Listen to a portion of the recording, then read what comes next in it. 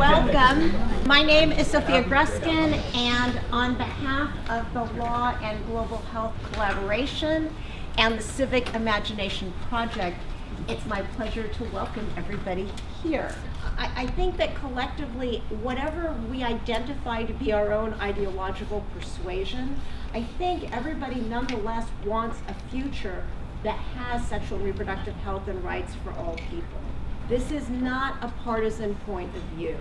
This is quite literally about people's health and well-being. As a university, our role is really to be able to try to generate respectful and evidence-based dialogue. And I think what we really want to do is to figure out in this current moment, how do we address the changes that are happening in ways that can be most effective? Like, we keep fighting the same battles over and over again, right? That we're kind of doing it. And we lack the imagination and we lack the inspiration to know really how to move forward except to keep doing what we've done before. And so we saw this potential to be able to move out of our disciplinary silos and this feeling about being boxed in. And we got excited about the idea about what it would mean if we could just dream and engage some, and what this could mean for our ability to think and act in this area. We're not going to spend too much time introducing ourselves because we're very interested to kind of get started with the process, but just to say we're coming over from Annenberg and from the cinema school, which is where our group is based.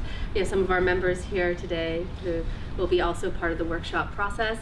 You know, you might be thinking like, gosh, who are all these amazing people in the room? But by the end of the day, hopefully you all are aware of sort of the networks and resources, perspectives and experiences and expertise that's coming in the room.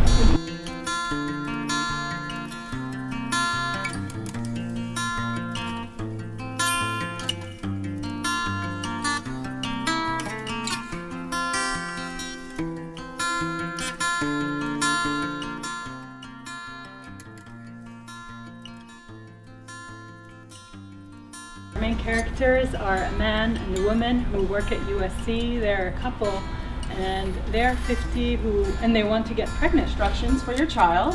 Here are all the resources and support that you'll get.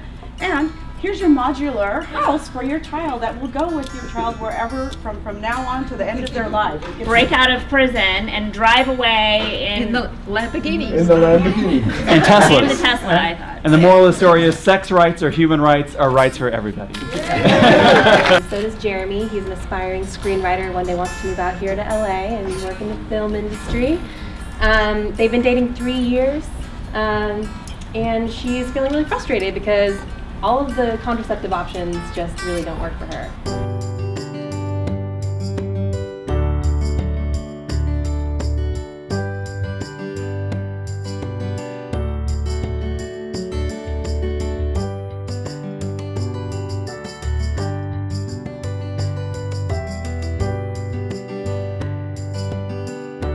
We also discussed how it's important for people to model healthy behaviors because in your relationship spheres, you can kind of demonstrate healthy behaviors with your friends and family and people who are looking to you for information and help. It really provided a model for grassroots resistance to some of the parallels that we're drawn to today.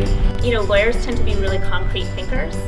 And so it was a little outside of my comfort zone at times. You know, I went with it and I enjoyed it. So I think the process was really fascinating. The human rights don't need to be more exclusive, they need to be more inclusive. The only problem with human rights has been that far too long they've been far too narrow. But more than anything else, connect theory and practice and emphasize intersectionality and divisibility in all of our work, and recognize that by making those connections, we're doing more than just hopefully making an impact on specific issues. We're really helping cohere a resistance to really powerful and really scary forces that are out there in the world.